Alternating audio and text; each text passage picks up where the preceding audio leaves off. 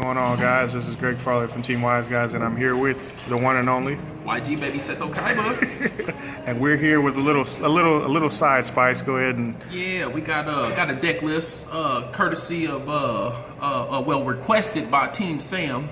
You know, he wanted to see what we're kind of working with over here in the Kaiba court with you know, the ban list just being dropped. So we're gonna call this profile post ban list pre brandish. say that again. Post ban list pre brandish. Say one more time. One more time. Post ban list pre brandish.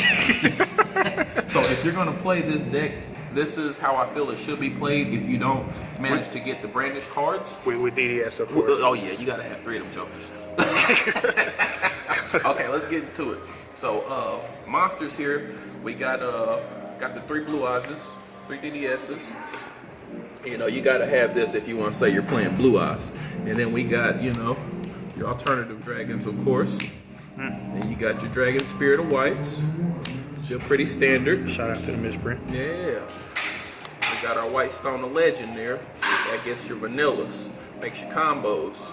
We also have the 3 Stone of Ancients.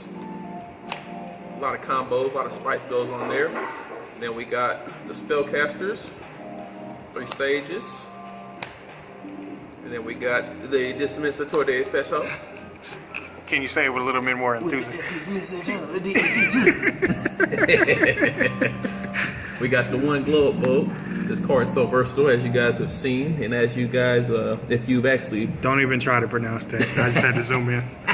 you taking it for a test ride, you know how good this card really is. And then I still stick with the 3 Ash Blossom. This card's pretty universal as far as defense and stopping pretty much, let's say 90% of decks. It hits something in everybody's deck. This is a good card. Shout out to Forehead Girl. Forehead. She has a big forehead. That's it for the monsters, guys. I think that's about 20 monsters.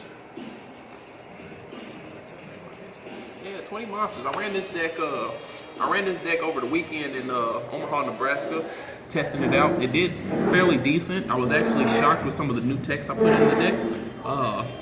Spell cards, we got the 3 Melodies. Got the 3 trade-ins. The 1-for-1. Oh, that card's busted. Still rocking only 1 Desires. Got the 1 Dragon Shrine, 1 Foolish. Consistency purposes again. Ooh, is that upside down? Hey, that's foolish. That was foolish. Then we got the Return of the Dragon Lords. We got 3 of them jokers. Silver's Cry. That's a 1-of. Game Charge. You guys know what time it is when you see that card. When you see the hand with the white ball in the middle, it's around. Monster Reborn. LOB, first aid. Then we got some text here. I was maining Call by the Grave. And then I also mained 2 Infinite Impermanences. How'd you feel about those? Oh man, these cards work so well, especially together. You can kind of set up combos and bait your opponent out with these cards, because you can, this is like having 2 more effect mailers in the deck, and this card is just surprisingly good against, an array of decks as far as picking them off, especially if they're running multiples. So let's say you get in a situation where, you set up your board and then you have 1 of each of these in hand. You can kind of, mess around, set these cards on board, and then, pick a column, because the impermanence, whichever column you activated in, if they activated a spell or trap, this card's going to negate any spell or trap that's activated in that column. So I had a situation where I played a ABC player. he made a Baguska, and he was trying to sit behind the Baguska and wait for an opportunity to explode on me. So I had Spirit set up and a bunch of Blue Eyes. I was just waiting, and he had about 3 monsters on board, and they were all equipped from Union Hanger with other ABC cards. He goes and links all 3 monsters, and then creates what was it? It's about like a chain link 4. He created a chain link 4 on me. Wow. With ABC, guys. So I took a second, I thought about it, and then I responded with the chain link 5, activating my Dragon Spirit of White effect to negate 1 of them in grave, and then I activated chain link 6 with Call by the Grave. Did this man just say chain link 6? Chain link 6 with a straight face too. So the guy he had, the chain link 4 he created was, I remember it was C, A, C, B. So versus ABC. Versus ABC, correct. So I did chain link 5 on this to his, the green guy, the B. And then chain link 6, I used this one on the C since he had 2 C's engraved. So I banished one and then negated the other. So he was only able to resolve the A out of that chain link 4, which he could not resolve since he had no monsters in his hand, because I negated his other 2 effects. Left this card on board, and then he couldn't tag out with his ABC Buster Dragon because this card is busted. You can't special summon 2 or more monsters at the same time. So this card really hinders ABCs. Proceeded to beat him in that game with that. So yeah, these cards are really good. I gotta always read this card, folks. They always do read it, and they still walk into it.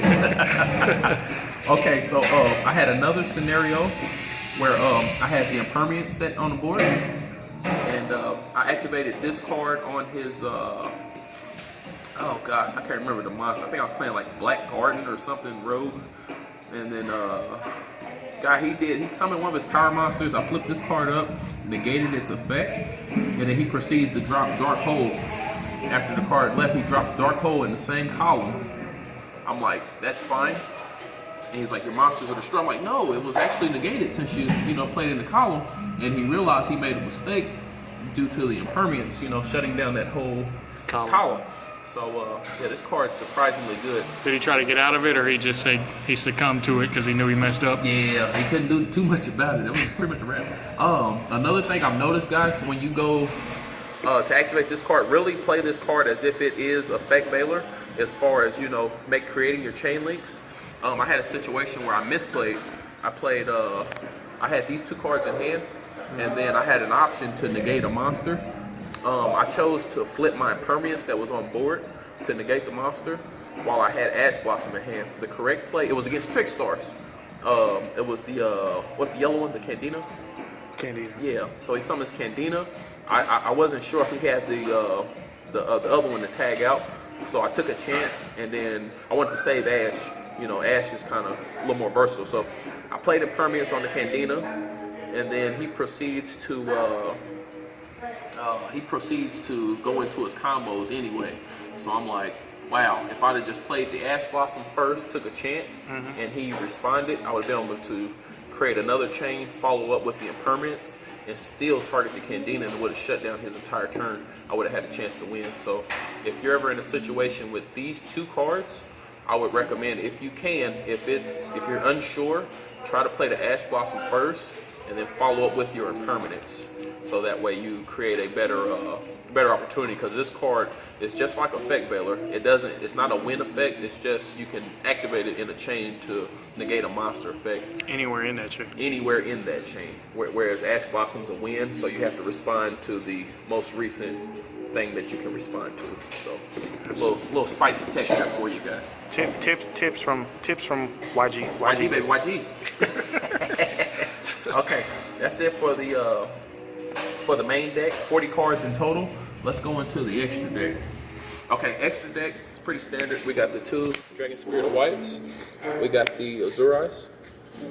Tag out target. You got your Black Rose Moonlight. Your starter Spark. Signed by Greg Abbey. Signed by Greg Abbey. And then we got the Cloud Castle. This gets you into your BFD. Then we'll work with the Galaxy package. I got the Cypher Dragon. Rank up into your full armor.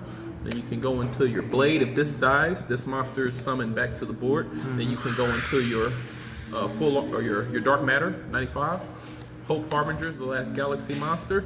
I also snuck a full Link package in here this time. This was actually really good. Links, guys. I run Links now. So Link Rebo For the stones. Underclock Taker. And I got Deco Talker in there. Man, just get Deco in there. Yeah, he's ulti, I know. Yeah. That's the only reason. That's really why I put it in here. It's ulti. But yeah, like, guys, I feel like if I would have been running my extra deck like this with the three Link monsters versus just the 1 Underclock, I would have had access to a few more combos to extend and make a bigger board. So yeah, I would say run these 3 Link monsters And then again, this is pre-brandish. We'll show you guys, you know, between Team Sam and I, we'll show you guys, you know, different options that you can do as far as merging the brandish cards with the blue eyes, creating a brandish blue eyes type of deck. It's gonna be a lot of fun. Those cards are dropping here soon, and then I kind of have a idea of how I'm gonna play it, but we'll wait a little bit and I'll show you guys that at another time. But if you guys can't manage to get so you're saying stay tuned? Stay tuned. Absolutely, stay tuned. YG. Yes, YG. But yeah, if you guys can't get a hold of the brandish cards, I feel that this combination of cards here, as far as blue eyes, will still be pretty competitive for what the meta is going to shape out to.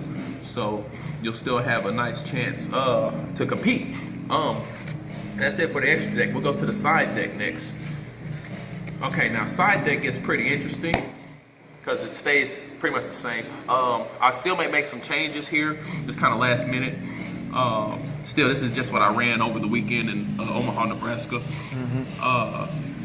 Had skill drain in the side. I still feel like this is a really strong card, but since I had the impermanence in the main, I felt like that card's a little more versatile, going first or second. This is when I know I'm going first, just to lock my opponent out. So you can walk them into it. Walk them right into it, absolutely. Then we got the 3 evenly matched from when you go second. Your twin twisters is kind of versatile, going first or second depending on your matchup. Ghost Ogres, these cards were still relevant.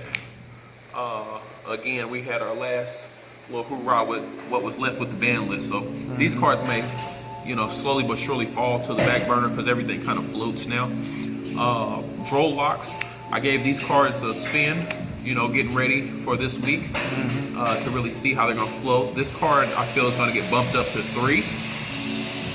Again, because a lot of cards are gonna be trying to search and add to hand. So this card's gonna be really effective. Droll lock bird. Gamma Seal, it's universal, you know, gets rid of a problematic monster. Also, just not to interject, this is going to be really strong versus brandish, because if you kaiju brandish and you take their main monster zone away, you're going to basically Denko Seka them. So yeah, they can't summon if they have a monster in the main monster zone, so that's really good. Or play spells. Yes. And then another card that you guys didn't see in my extra deck that I realized I wanted to keep in the deck because it's surprisingly good is the number 68 Sky Prison. This card is surprisingly good against brandish. It's like a beefed up Abyss Dweller pretty much. And brandish has a lot of cards that they like to summon out of the graveyard. And then if they have like a combination, like a layer brandish type of deck, you know, this card's gonna pretty much shut you down and give you a nice little wall that can't be destroyed. So you're saying you're gonna be playing this against me every day, all day, every chance you get? Well, you don't know. See, the thing is, when I go to my side deck and you see me start changing my sleeves here, like a lot of people, they may think I'm, you know, siding into like a cherries target, you know, so it's gonna be, you know, kind of a surprise for them when they realize I didn't put in cherries, but I put in, you know, a beefed up Abyss Dweller. So yeah, that's pretty much the side deck as of now. Post ban list, pre-brandish. So one more time for the people so they can understand. Post ban list, pre-brandish. So again, you know, if you guys don't get the brandish cards, I feel something along these lines will be, you know, fairly competitive for you as the meta starts to shape out, and then we get, you know, a little bit more definition on what we're going to be playing and, you know, how we're going to progress through the game. So yeah, keep hope alive, Blue Eyes players. You stay strong and yeah, just keep play testing, keep practicing and getting better, you know. And what was the name of your Blue Eyes group? We know you just... Oh, the Blue Eyes group. Yeah, send a request to join the Seto Kaiba's official verified Blue Eyes group. YG, baby. Yeah, that's where we'll be pretty much talking and cooking up all the goo.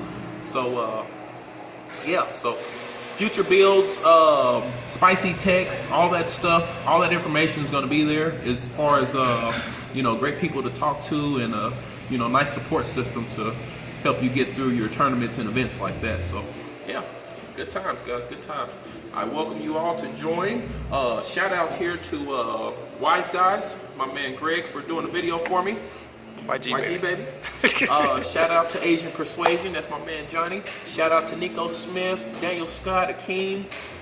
Those are all terrible players. Terrible all players. terrible, all scrubs. Beat them daily. Shout out to PPT. Yeah, what's up, Panda? Petty Panda. Petty Panda. Shout out to our card shops here in the local area. You know, we're in KC, you know, Midwest, Kaiba Corp. That's right. So come check us out. You know, you can catch us in Independence, Missouri, Lenexa. We're pretty much all over the place. You'll find somebody good in the Midwest to play test with and give you good information. So yeah, stop on by. Let's get some play testing in. Let's grow and be better together. All right, appreciate it. Shout out to Team Sam too. That's my man. What's up, Sam? Smash that like button. Smash that like button. Yes.